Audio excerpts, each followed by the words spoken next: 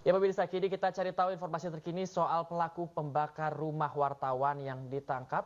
Kita sudah terhubung dengan Kabid Humas Polda Sumatera Utara, ada Kombes Pol Hadi Wahyudi. Ya, selamat siang Pak Hadi. Assalamualaikum, selamat siang. Waalaikumsalam warahmatullahi. Baik, Pak Hadi, saat ini kan sudah ada 2 tersangka yang sudah ditangkap. Siapa saja mereka ini, Pak? Bagaimana? Sudah ada 2 tersangka yang ditangkap. Siapa mereka, Pak? Oh ya, jadi kami sampaikan kembali dari mulai peristiwa ini terjadi tanggal 27 Juni 2024 hingga tertangkapnya satu eksekutor pertama tanggal 6 Juli. Berarti 9 hari proses penyelidikan ini bisa dituntaskan dan bisa mengungkap terkait dengan apa sebelumnya, apakah ini terbakar atau kebakaran. Jadi rilis yang disampaikan oleh Bapak Kapolda kemarin sudah disampaikan dengan sangat jelas bahwa peristiwa ini adalah peristiwa kejahatan. Jadi berangkat dari peristiwa kejahatan itulah yang kemudian polisi menindaklanjuti dengan melakukan berbagai rangkaian penyelidikan secara ilmiah atau yang biasa kita sebut dengan scientific crime investigasi, di mana dari proses itu kita menetapkan saat ini 2 orang tersangka sebagai eksekutor. Yang pertama itu adalah RAS atau R, yang kedua YST. Mereka berdua ini memiliki peran yang berbeda. RAS itu sebagai orang yang membeli bahan bakar bensin dan solar yang kemudian mereka campur. Kemudian dia juga sebagai orang yang membonceng YST.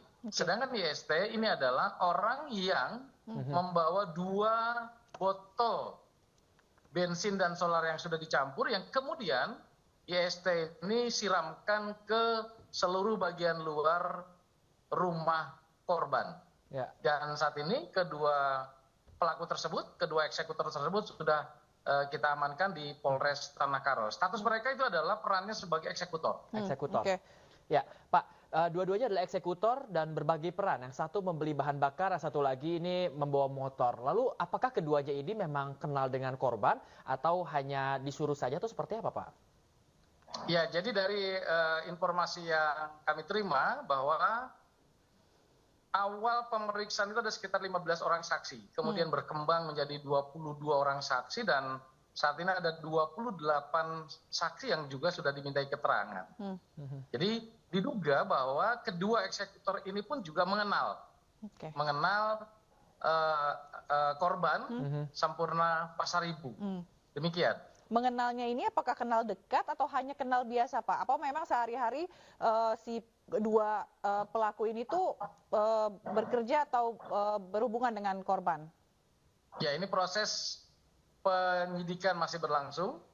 Kemudian kita juga tidak berhenti di 2 orang yang sudah kita tetapkan sebagai tersangka dan mereka perannya adalah sebagai eksekutor. Jadi nanti kita tunggu terkait dengan motif, kemudian sejauh mana kedua eksekutor ini mengenal korban dan lain segala macamnya. Kita tunggu hasil proses penyidikan yang masih berjalan. Kita masih memungkinkan untuk menetapkan kembali pelaku yang lainnya karena ada potensi pelaku yang lainnya yang saat ini sedang diselidiki.